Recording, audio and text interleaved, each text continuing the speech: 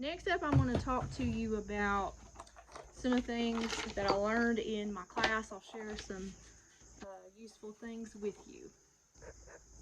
Okay, now this was a part of my packet. I have these notes that I kept. So again, this is things that I learned in my class that I am sharing, passing on with you. So I want to give credit to those nice folks. But some things you should have in your first aid kit.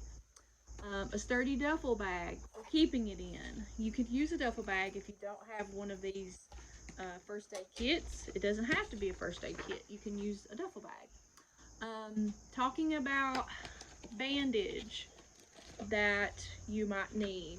Some things you can use if you do not have bandage, and these are really cool. Women's pads. You can get them from the Dollar General for dirt cheap, a couple dollars. They're really good to put on a wound and hold that or stop or slow that bleeding.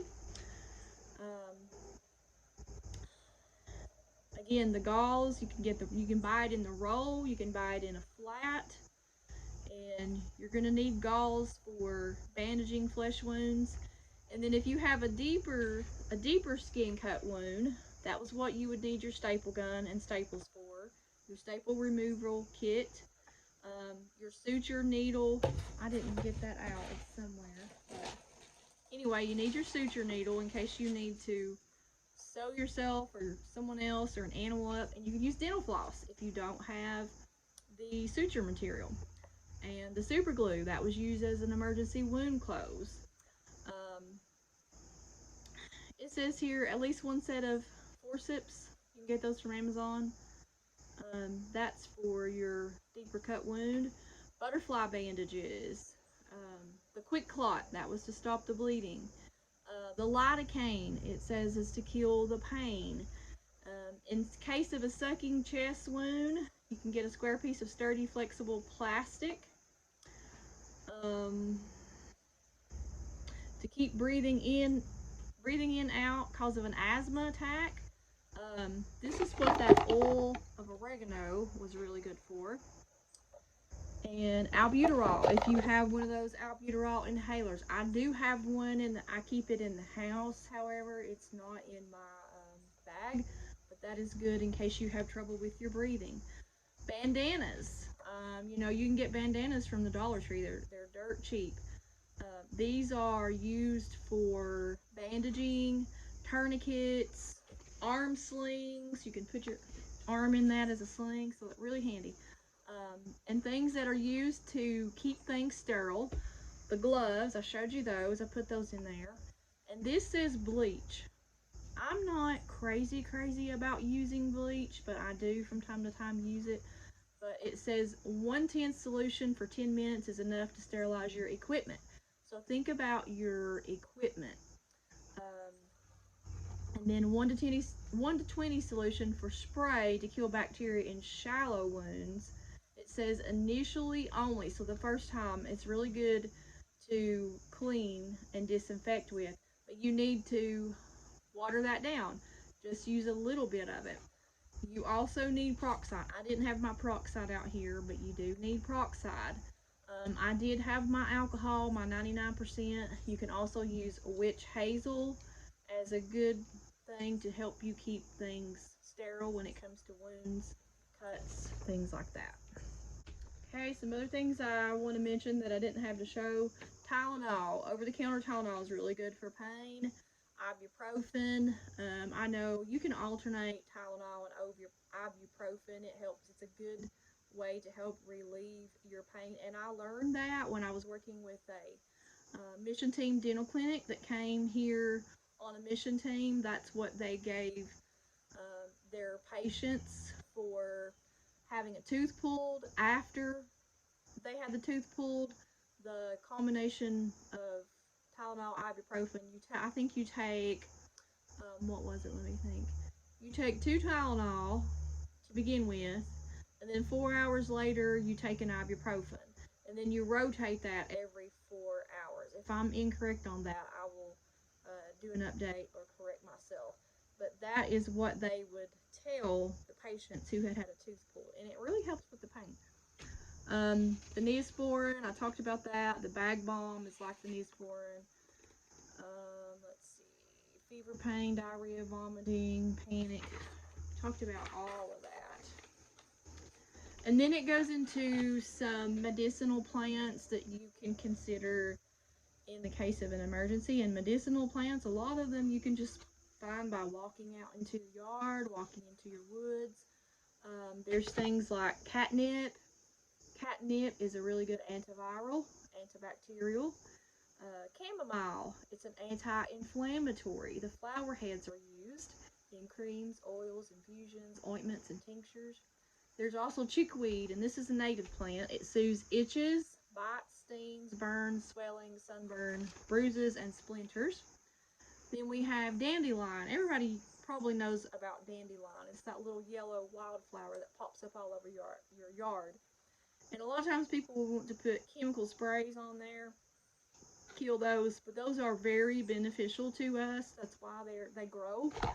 And they're good for, they're diuretic, detoxifying. It has a bitter taste. I know I've seen on YouTube and different places people make dandelion jelly. Just different tinctures with dandelion. So you can use all parts of the dandelion plant as a tonic, an infusion, a juice, and a tincture. Dillweed is good for calming your stomach. It's a diuretic. It can increase milk production in breastfeeding moms. Echinacea is that really pretty purple flower. I don't have any here. I did have some at my old house, and I have some at our house we are building. But it's native. It's good for your immune system. It's an anti-inflammatory, good for healing wounds. It stimulates your saliva. The flower and the roots are mostly used. You can use those in a tincture. And if you don't know what a tincture is, I suggest you look that up. I'm not as experienced in making tinctures. I have tried a few, so you might want to research that a little. Let's see what else we have here. Going over.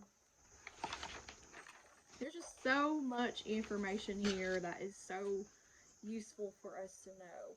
Jewelweed. Jewelweed is really good. It's an anti-inflammatory, antifungal.